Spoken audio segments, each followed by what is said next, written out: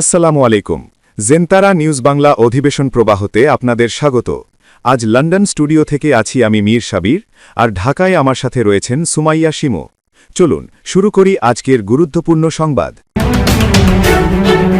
জানিয়ে দিব আজকের গুরুত্বপূর্ণ সব আপডেট। আন্তর্জাতিক সংবাদ প্রথমেই জানিয়ে দিব, এবার হরমুজ প্রণালীতে ইসরায়েলকে উচিত শিক্ষা দিল ইরান। এরপর আরও জানিয়ে দিব, আমেরিকার মিত্র হয়েও রক্ষা নেই। এবং সর্বশেষ জানিয়ে দিব, যুক্তরাষ্ট্র যুদ্ধবিরতি বাড়ালেও প্রস্তুত ইরানের সামরিক বাহিনী। শুনছিলেন সংবাদ শিরোনাম, এখন বিস্তারিত। তবে তার আগে অনুরোধ থাকবে, এই ভিডিওটিতে একটি লাইক, কমেন্ট এবং চ্যানেলটি সাবস্ক্রাইব করে জানিয়ে দিন কোন জেলা থেকে বা কোথা থেকে আপনি আমাদের এই ভিডিওটি দেখছেন এবং শুনছেন। যুক্তরাষ্ট্র যুদ্ধবিরতির মেয়াদ বাড়িয়েছে, কিন্তু তাতে কি সত্যিই কমেছে যুদ্ধের আশঙ্কা, নাকি এর আড়ালে রয়েছে আরও বড় ষড়যন্ত্র? মধ্যপ্রাচ্যের আকাশে এখনও ভাসছে সেই অদৃশ্য উত্তেজনা, যার প্রতিটি মুহূর্ত যেন নতুন করে বিস্ফোরণের ইঙ্গিত দিচ্ছে। কারণ যুদ্ধবিরতি কিংবা শান্তি আলোচনা কোনো কিছুকেই তোয়াক্কা না করে যুক্তরাষ্ট্র বহুবার হামলার নজির রেখেছে। তাই এই প্রহসনের যুদ্ধবিরতি কিংবা আলোচনার আহ্বানে ইরান এত সহজে ভোলে না। তারা তাদের যুদ্ধ প্রস্তুতি পুরোদমে বহাল রেখেছে, শত্রুর টুটি চেপে ধরতে ট্রিগারেই রাখছে আঙুল। যদিও ডোনাল্ড ট্রাম্প যুদ্ধবিরতির সময় বাড়ানোর ঘোষণা দিয়েছেন, ইরানের পক্ষ থেকে নতুন প্রস্তাব না আসা পর্যন্ত যুক্তরাষ্ট্র হামলা চালাবে না। তবে একই সঙ্গে ইরানের গুরুত্বপূর্ণ বন্দরগুলোতে নৌ অবরোধ অব্যাহত থাকবে। অর্থাৎ যুদ্ধ থেমে থাকলেও চাপ একটুও কমছে না, বরং আরও ঘনীভূত হচ্ছে।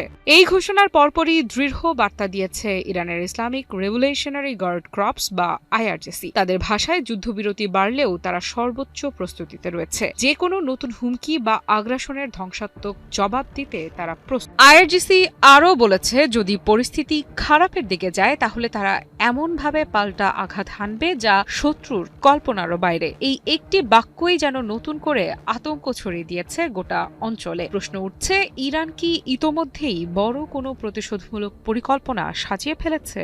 অন্যদিকে ইরানের অভ্যন্তর থেকেও আসছে আরও কঠোর সুর। ইরানের পার্লামেন্ট স্পিকারের উপদেষ্টা মাহদি মোহাম্মদী সরাসরি ট্রাম্পের এই যুদ্ধবিরতি বাড়ানোর সিদ্ধান্তকে অর্থহীন বলে ব্যাখ্যা দিয়েছেন। তার দাবি, যে পক্ষ পরাজিত তারা কোনো শর্ত চাপিয়ে দিতে পারে না। মোহাম্মদী আরও এক ধাপ এগিয়ে সতর্ক করে দিয়েছেন, নৌ অবরোধ কোনোভাবেই শান্তিপূর্ণ পদক্ষেপ নয়, বরং এটি সরাসরি যুদ্ধেরই আরেকটি রূপ। তার ভাষায়, এটি বোমা বর্ষণের মতোই আগ্রাসী এবং এর জবাব সামরিকভাবেই দিতে হবে।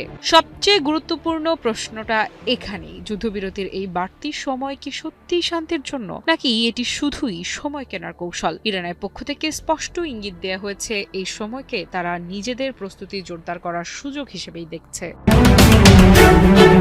মধ্যপ্রাচ্যে ইরান ও ইসরায়েলের মধ্যে চলমান সর্বাত্মক যুদ্ধ আর পাকিস্তানে অনুষ্ঠিত শান্তি আলোচনা ভেস্তে যাওয়ায় এক কঠিন কূটনৈতিক পরীক্ষায় অবতীর্ণ হয়েছে কায়রো। আঞ্চলিক এই মহাপ্রলয়ে কোনো পক্ষ অবলম্বন না করে মিশর এখন তুরস্ক ও পাকিস্তানের সাথে মিলে একটি ত্রিদেশীয় মধ্যস্থতাকারী ব্লক গঠনের চেষ্টা চালাচ্ছে। যদিও যুদ্ধের শুরুতে মিশর উপসাগরীয় দেশগুলোর ওপর ইরানি হামলার নিন্দা জানিয়েছিল, কিন্তু দ্রুতই তারা নিজেদের অবস্থান পরিবর্তন করে নিরপেক্ষতার পথে হাঁটা শুরু করে। বিশ্লেষকদের মতে, সরাসরি কোনো যুদ্ধে জড়িয়ে পড়ার মতো আর্থিক বা সামরিক সক্ষমতা এই মুহূর্তে কায়রোর নেই। মিশরের এই কৌশলগত নিরপেক্ষতার পেছনে সবচেয়ে বড় কারণ হিসেবে দেখা হচ্ছে দেশটির নজিরবিহীন অর্থনৈতিক সংকটকে। বর্তমানে মিশরের বৈদেশিক ঋণের পরিমাণ প্রায় $169 বিলিয়ন দাঁড়িয়েছে, যা তাদের মোট জিডিপির প্রায় 40%। 2026 সালের মধ্যে দেশটিকে অন্তত $27 বিলিয়ন ঋণের কিস্তি পরিশোধ করতে হবে। এমন পরিস্থিতিতে যুদ্ধের প্রভাবে দেশটির রপ্তানি বাণিজ্য প্রায় 77% ধসে পড়েছে, কমেছে বিদেশি বিনিয়োগও। ফলে কায়রো এখন যুদ্ধ থামানোতেই তাদের অস্তিত্ব রক্ষার একমাত্র উপায় হিসেবে দেখছে। ঐতিহাসিকভাবেই মিশরের প্রতিরক্ষা ব্যবস্থা ওয়াশিংটনের উপর নির্ভরশীল। তারা প্রতি বছর $1.3 বিলিয়ন মার্কিন সামরিক সহায়তা পায়। তার সত্ত্বেও তুরস্ক ও পাকিস্তানের মতো মিশরও তেহরানের সাথে একটি কার্যকর কূটনৈতিক সম্পর্ক বজায় রাখার চেষ্টা করছে। বিশেষ করে গত বছরের 12 দিনের যুদ্ধের পর ইরানের পরমাণু কর্মসূচি নিয়ে আন্তর্জাতিক আণবিক শক্তি সংস্থার সাথে তেহরানের দূরত্ব কমাতে কায়রো মধ্যস্থতাকারীর ভূমিকা পালন করেছিল। এই অভিজ্ঞতাকে কাজে লাগিয়ে president Abdel Fattah al CC এখন আঞ্চলিক সংঘাত নিরসনে নিজেকে অপরিহার্য করে তুলতে চাইছেন। মিশরের অভ্যন্তরীণ বাজারে এই যুদ্ধের প্রভাব অত্যন্ত ভয়াবহভাবে দেখা দিয়েছে। ইসরায়েল থেকে গ্যাস সরবরাহ সাময়িকভাবে বন্ধ হয়ে যাওয়ায় দেশ জুড়ে জ্বালানি তেলের দাম আকাশচুম্বী হয়েছে এবং নিয়মিত লোডশেডিংয়ের কবলে পড়েছে সাধারণ মানুষ। দেশটির অর্থনীতির 3টি প্রধান স্তম্ভ তেল, পর্যটন এবং প্রবাসীদের পাঠানো রেমিটেন্স সবগুলোই এখন অনিশ্চয়তার মুখে। বিশেষ করে 2025 সালে প্রবাসীদের পাঠানো $41.5 বিলিয়ন ওপর ভর করে টিকে থাকা অর্থনীতির চাকা যুদ্ধের দীর্ঘসূত্রিতায় থমকে যেতে পারে বলে আশঙ্কা করা হচ্ছে। উপসাগরীয় মিত্রদের সাথে মিশরের সম্পর্কের টানাপোড়েনও এখন দৃশ্যমান। সৌদি আরব ও সংযুক্ত আরব আমিরাত আশা করেছিল যে ইরানের বিরুদ্ধে যুদ্ধে মিশর সরাসরি সামরিক সহায়তা প্রদান করবে, কিন্তু সিসি প্রশাসন সেই প্রত্যাশা পূরণ না করায় উপসাগরীয় দেশগুলো থেকে মিশরে আসা আর্থিক অনুদান ও বিনিয়োগের প্রবাহ কমে যাওয়ার ঝুঁকি তৈরি হয়েছে। এই ক্ষতি পুষিয়ে নিতেই সিসি সশরীরে বিভিন্ন উপসাগরীয় দেশ সফর করে সংহতি প্রকাশ করছেন এবং বোঝাতে চাইছেন যে সরাসরি যুদ্ধে নামার চেয়ে মধ্যস্থতাকারী হিসেবে মিশরের অবস্থান বেশি ফলপ্রসূ হবে। মিশরের এই কৌশলগত পরিবর্তনের একটি গভীর রাজনৈতিক দিকও রয়েছে। 2013 সালের অভ্যুত্থানের পর থেকে মধ্যপ্রাচ্যে মিশরের প্রভাব অনেকটাই ম্লান হয়ে পড়েছিল। সৌদি আরবের মতো উদীয়মান শক্তিগুলোর কাছে কায়রো তার আধিপত্য হারিয়েছিল।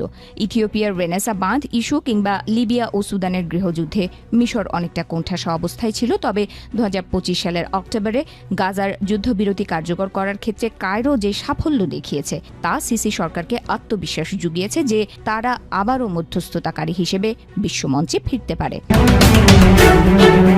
মধ্যপ্রাচ্যের গুরুত্বপূর্ণ নৌপথ হরমুজ প্রণালীতে একই দিনে পরপর 3টি জাহাজে হামলার ঘটনা ঘটেছে। ইরানি গণমাধ্যমের দাবি, এসব হামলার লক্ষ্যবস্তু ছিল 3টি বাণিজ্যিক জাহাজ, যার মধ্যে 2টি জব্দ করে ইরানের উপকূলের দিকে নিয়ে যাওয়া হয়েছে। সতর্ক করে দেওয়ার পরও হরমুজ প্রণালী অতিক্রমের চেষ্টা করায় অন্তত 3টি জাহাজে হামলা চালিয়েছে ইরানের ইসলামিক বিপ্লবী গার্ড বাহিনী IRGC। বুধবার সকালের দিকে এসব জাহাজে হামলার দাবি করেছে IRGC।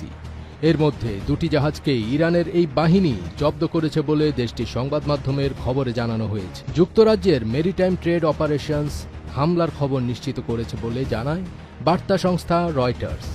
সংস্থাটি জানিয়েছে, ওমানের উত্তর পূর্বে লাইবেরিয়ার পতাকাবাহী একটি কন্টেইনার জাহাজে গুলি ও রকেট চালিত গ্রেনেড দিয়ে হামলা চালানো হয়। ইরানের পক্ষ থেকে দাবি করা হয়েছে, জব্দকৃত একটি জাহাজের সাথে ইসরায়েলের সংশ্লিষ্টতা রয়েছে এবং অন্যটি নিয়মবহির্ভূতভাবে তাদের নেভিগেশন সিস্টেম ব্যবহার করছিল। IRGC এর আগে হুঁশিয়ারি দিয়েছিল যে যুক্তরাষ্ট্রের অবরোধ প্রত্যাহার না করা পর্যন্ত তারা এই নৌপথ বন্ধ করে দেওয়ার ক্ষমতা রাখে। IRGCর সঙ্গে সংশ্লিষ্ট দেশটির বার্তা সংস্থা ফার্স্ট নিউজ এজেন্সি বলেছে, ইউফোরিয়া নামের একটি জাহাজকে লক্ষ্যবস্তু করা হয়েছিল এবং সেটি এখন ইরান উপকূলে আটকা পড়ে আছে। IRGCর নৌবাহিনীর বিবৃতির বরাত দিয়ে ইরানের অন্যান্য সংবাদ মাধ্যম বলছে, MSC ফ্রান্সেস্কা এবং অ্যাপামিন্ডোডাস নামের 2টি জাহাজকে জব্দ করা হয়েছে। ওই 2 জাহাজ বর্তমানে ইরানের উপকূলের দিকে নিয়ে যাওয়া হয়েছে।